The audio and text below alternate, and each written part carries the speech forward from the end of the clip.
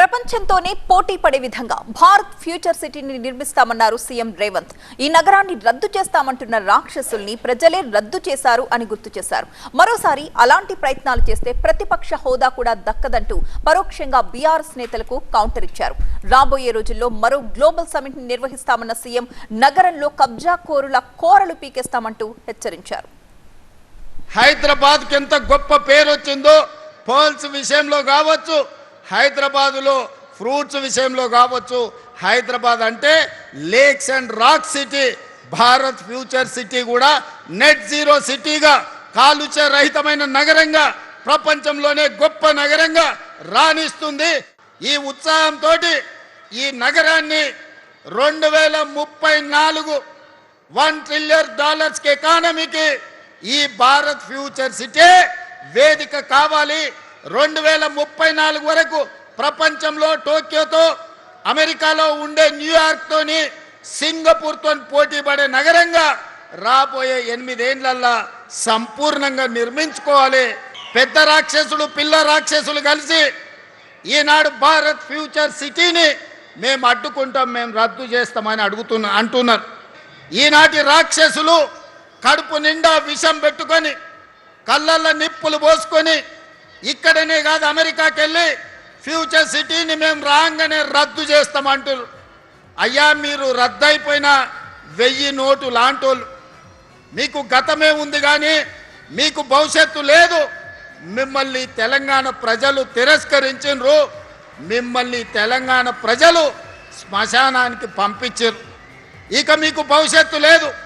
ఈ భవిష్యత్తు నగరాన్ని రద్దు చేస్తామంటే వచ్చేసారి ప్రతిపక్ష హోదా కూడా రాదు. ఈ ప్రాంత ప్రజలు బండకేసి కొడతారని ఈనాడు నేను చెప్పదలుచుకున్నా. భారత్ ఫ్యూచర్ సిటీలో ఈనాడు green pharma, sports, education, health, అదేవిధంగా AI, data centres, GCC centres, global Fortune 500 కంపెనీలను వీడికి రప్పించేదానికి ఈరోజు పునాది వేసుకున్నాం. పోయిన డిసెంబర్లో గ్లోబల్ సమ్మిట్ ఇక్కడనే ఏర్పాటు చేసినాం. ప్రపంచ దేశాలన్నిటినీ ఇక్కడికి రప్పించగలిగినాం. మళ్ళీ డిసెంబర్లో గ్లోబల్ సమ్మిట్ను మా శ్రీధర్ బాబు గారి నేతృత్వంలో అద్భుతంగా నిర్వహించి ఇక్కడికి ప్రపంచ దేశాలను రప్పించడమే కాదు, వాళ్ళ పెట్టుబడులను ఆకర్షించి మన స్కిల్స్ యూనివర్సిటీలో, మన ఏటీసీలలో చదువుకున్న వాళ్ళకు లక్షలాది మందికి ఉద్యోగ ఉపాధి అవకాశాలు కల్పిస్తాం. హైదరాబాదు నగరంలో వాన పడితే రోడ్లు ఎక్కడికక్కడ స్తంభించిపోయినాయి. రోడ్ల మీద మొత్తం వర్షపు నీరు వరదలై పారింది. ట్రాఫిక్ అతలాకుతలమైంది. కిలోమీటర్ ప్రయాణానికి 2 నుంచి 4 గంటలు పట్టింది. అంతర్జాతీయ నగరం అని గొప్పలు చెప్పుకుంటే సరిపోదు. అంతర్జాతీయ ప్రమాణాలతోని మౌలిక వసతులను అభివృద్ధి చేసుకోవాలి.